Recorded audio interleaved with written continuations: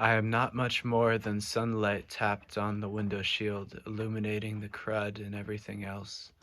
It's the last thing I note as I pull into the pummeled rock driveway and drive by that low stone wall I crashed into and see my friend toying with that same ATV he fawned over and I crashed in when we were kids, except I don't see him. I haven't seen him in 5 years. I don't say much when we get to talking except that I like how he's kept true to his buzzed hair all this time gone by. It's been 5 years, and as we wander the yard, one of us mid stride gets to the crux of it and asks how it's been. I am not much more than the scenery on my drive here, not much more than the 2 hours that my '96 Honda Accord purred and labored to be in this sun-drenched spot that smells like cow patties and cut lawn, but more so the making do of weekends with wiffle ball and archetypal pretendings in the maple woods with never-dying fluorescent undergrowth, blood brambles that our little hellish legs had tripped and scraped on. My mind, which wishes to generalize and come up with an eloquent synopsis of 5 years, is disappointed. He has lived a life as tangible and fictional and ill spent as mine in these 3 years, 5 years. It's I don't know which. It's a petty realization, but it occurs I should tell him as much as this a recognition and perhaps a reconciliation of our separation.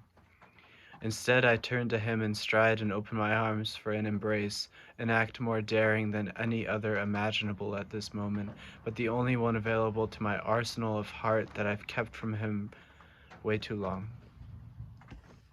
We met for a walk around the scrappy land he inherited with horses and rhubarb and pumpkins and everything else once his folks split, to ask each other how it's been, and I am not much more than the drive southbound down Route 30 towards Pulteney in 2016 in his Dodge 2001 truck with the hula hooping figurine on the dash and Don't Look Back in Anger, the title of it flickering neon on the radio display. It was all blackout, every turn in the dimly lit headlight road I prayed for no deer to run out the woods, and at the tail end of the night we stripped and dipped in the algae bloom and casted rocks out really far and didn't say much, and it all felt ceremonious. After I half dozed in his truck, all fuzzy, caught a second wind, and we continued the ceremony and enjoyed the eloquent smotherings of newly born adolescent entertainment, unashamed drive-through food and weed, and the theatrics of our chemically induced personas on a leather couch.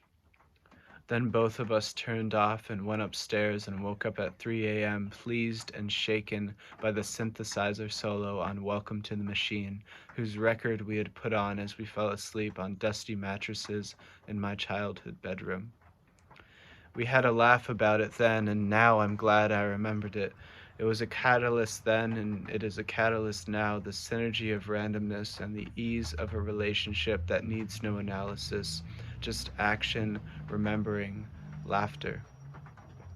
So now it's hard for me that I've lost that bent of spontaneity and I caught some disease which needs me to dissect myself and its perceptions. Talk it out, as it's said. If there's anything funny at all, I better talk it out, get to the bottom of it. Now I concede that with the right people and the right time, that soothes the part of me I missed.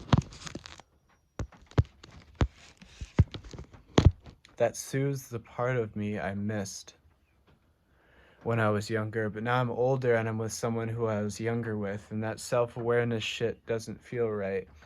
I gotta let go of that strap and just play, simple as that.